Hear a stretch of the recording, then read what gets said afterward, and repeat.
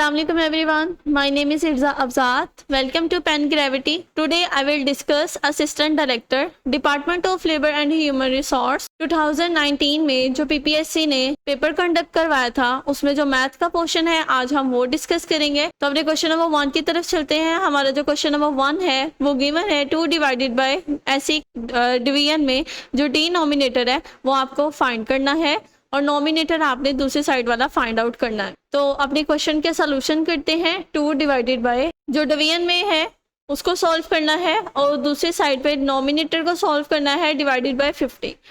तो जब इस तरह का क्वेश्चन आ जाए बोथ साइड पर आपको डिवीजन हो तो आपने इसको क्रॉस मल्टीप्लाई करवाना है। कैसे करवाएंगे? 2 को मल्टीप्लाई करवाएंगे 50 के साथ इज इक्वल टू, अब ये दोनों आपस में मल्टीप्लाई हो रहे हैं तो आपने इन दोनों को ऐसे मल्टीप्लाई कर देना।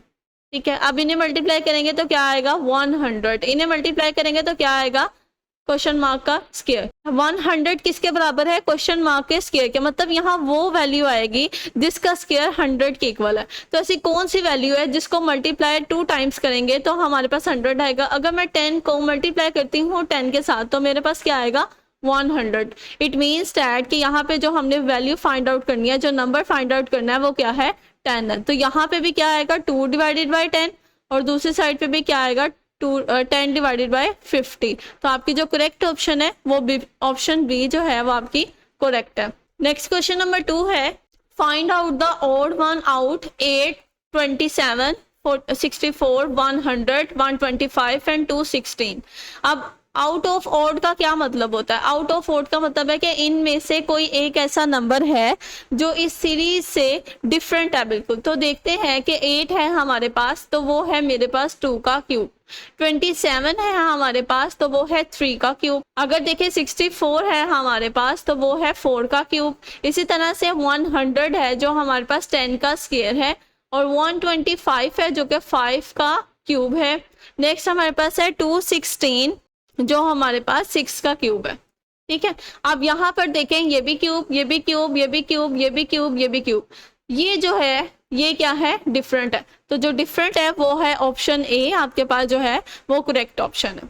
ठीक है, नेक्स्ट हमारे पास आ जाता है क्वेश्चन नंबर 3। तो क्वेश्चन नंबर 3 क्या कहते हैं? इन अ क्लास ऑफ 350 स्टूडेंट्स, एक क्लास के अंदर 350 स्टूडेंट्स हैं, ओनली 42% जो स्टूडेंट्स हैं वो have a wish to go to college, वो विश रखते हैं कि उन्होंने कॉलेज जाना है। How many student wish to attend college, तो वो परसेंटेज उसने हमें बताई है। हमने इस तरह से बताना है नंबर्स में क्या बताएं वो कितने स्टूडेंट्स हैं जो विश रखते हैं कॉलेज आने की।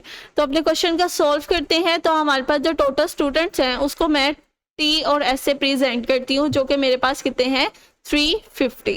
ठीक है, और यहाँ पे परसेंटेज कितनी है कॉलेज जाने वाले स्टूडेंट्स की, वो है 42%।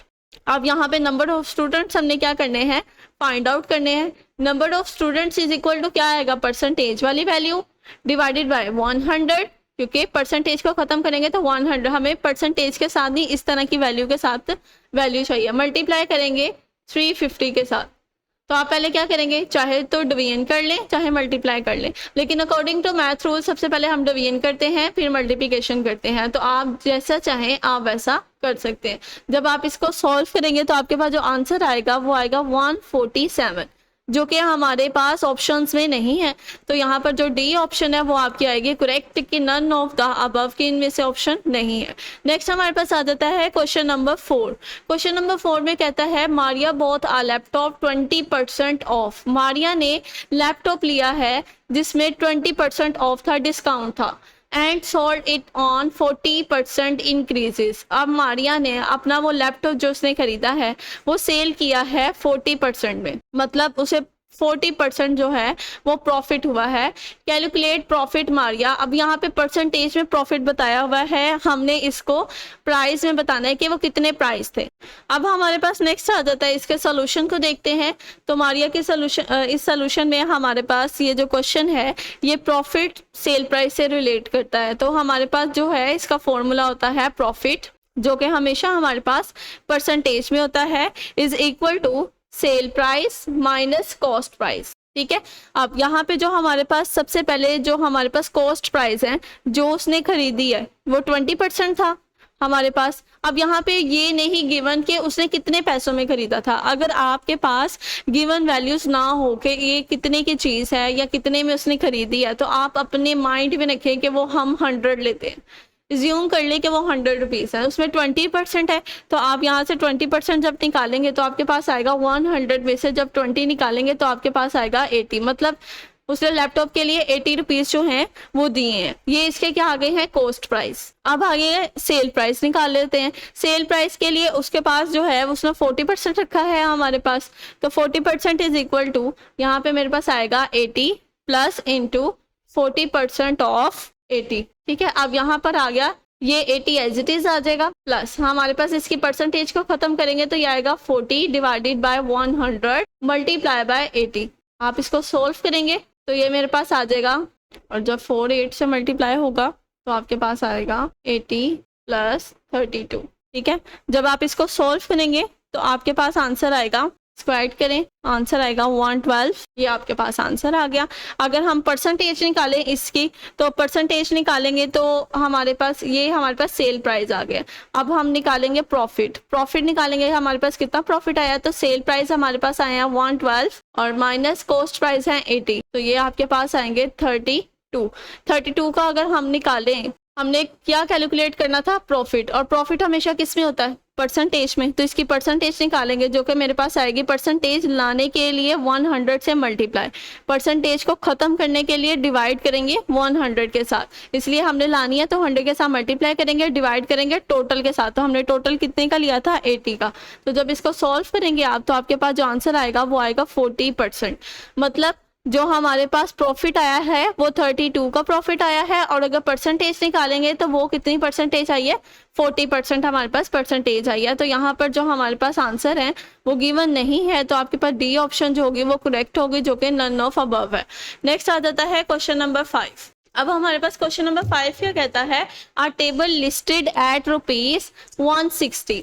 ठीक है, अब टेबल लिस्टेड का क्या मतलब होता है कि ऐसे प्राइस जो कि टैग के ऊपर लगे होते हैं, जिन्हें हम कहते हैं मार्क्ड प्राइस। लिस्टेड प्राइस उन्हें कहा जाता है कि जो कोई भी चीज़ है, जस्ट लाइक ये एक बॉक्स हमने खरीदे, इसके टैग के ऊपर जो भी प्राइस लगे हुए हैं, इन्हें लिस्टेड प्राइस या मार्क्ड प्राइस कहा जाता है।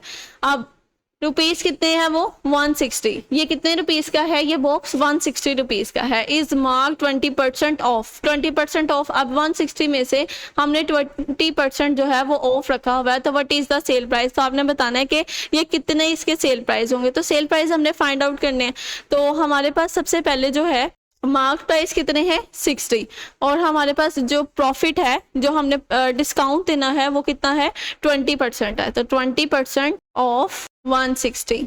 ठीक है, तो इसको सॉल्व करेंगे, 20 डिवाइडेड बाय 100 मल्टीप्लाई बाय 160। अब आप इसको सॉल्व करेंगे तो आपके पास जो आंसर आएगा वो आएगा 32। ठीक है, ये आपके पास क्या आ गया, ये डिस्काउंट की पेमेंट आ गई है कि इतने परसेंट डिस्काउंट हुआ है, 160 में से इतने परसेंट डिस्काउंट में चले जाएंगे। अगर आपने 20% डिस्काउंट दे रहा तो ये डिस्काउंट में चले गए। अब हमने टोटल प्राइस बताने हैं कि टोटल प्राइस हमें कितने मांगने हैं डिस्काउंट के लिए अकॉर्डिंग, तो आएगा 160 माइनस 32।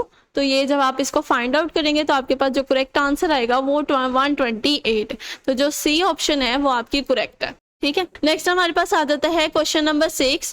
क्वेश्चन नंबर 6 में क्या कहते हैं, there are few rabbits and pigeons in the zoo, they have 20 heads and 48 legs, number of rabbits in the zoo. तो आपने बताना है कि नंबर ऑफ रैबिट्स जो हैं वो जू में कितने हैं। हम जानते हैं कि रैबिट्स के पास जो हेड होता है वो 1 होता है, ठीक है, और उसके पास जो लेग्स होती हैं वो कितनी होती हैं, 4। इसी तरह से अगर पिजन को देखा जाए तो पिजन के पास 1 हेड होता है और 2 लेग्स होती हैं। तो यहाँ पे कितने हेड्स दिए हुए हैं उन्होंने, 20 हेड्स दिए हुए हैं। 20 हेड्स दिए हुए हैं तो इट मीन्स दैट कि यहाँ पिजन और जो रैबिट है वो 20 हैं, दोनों को मिला के क्या है, टोटल 20 है। अगर मैं इसको जो है वो 2 से मल्टीप्लाई करूँ, मतलब 20 को 2 के साथ मल्टीप्लाई करूँ तो मेरे पास क्या आएगा, 40। लेकिन लेग्स, मतलब मैंने लेग्स, ये लेग्स के अकॉर्डिंग 2 से मल्टीप्लाई इसलिए किया क्योंकि 2 लेग्स, अभी मैं पिजन की जस्ट बात कर रही हूँ क्योंकि पिजन के पास 2 लेग्स हैं, तो मैंने 2 से इसको मल्टीप्लाई किया तो क्या आएगा, 40 आ गया। 40 लेग्स आई हैं, लेकिन यहाँ पे तो टोटल लेग्स दी हुई हैं 48, मतलब हमारे पास कितनी 8 एक्स्ट्रा हैं, अभी 8 एक्स्ट्रा हैं। तो 8 एक्स्ट्रा के लिए क्या करेंगे, तो यहाँ पर 4 जो है 4 लेग्स हैं रैबिट के पास। अगर मैं यहाँ पे करूँ कि मेरे पास 8 को डिवाइड करूँ मैं 2 के साथ, तो मेरे पास जो आंसर आएगा वो आएगा 4। तो यहाँ पर हमारे पास जो करेक्ट ऑप्शन है कि आपके पास नंबर ऑफ रैबिट्स कितने हैं, तो वो हमारे पास है 4। और हमारे पास नंबर ऑफ पिजन्स कितने हैं, 20 में से अगर मैं 4 निकाल दूँ तो मेरे पास बाकी बचते हैं 16। तो जो पिजन है वो 16 है और जो हमारे पास रैबिट हैं वो कितने हैं, 4 है। तो यहाँ पर जो ऑप्शन है वो नहीं है, तो आपके पास जो डी ऑप्शन है वो करेक्ट होगी, none of the above. Hopefully आपको लेक्चर समझ आया होगा। अगर कोई कन्फ्यूजन है तो कमेंट बॉक्स में बताएं, और अगर कोई पेपर में डिफ़िकल्टीज हैं, कोई पेपर मुश्किल लग रहा है, तो आप उस पेपर को कमेंट बॉक्स में बताएं, हम उसको भी डिस्कस करेंगे। ओके, अल्लाह हाफिज़।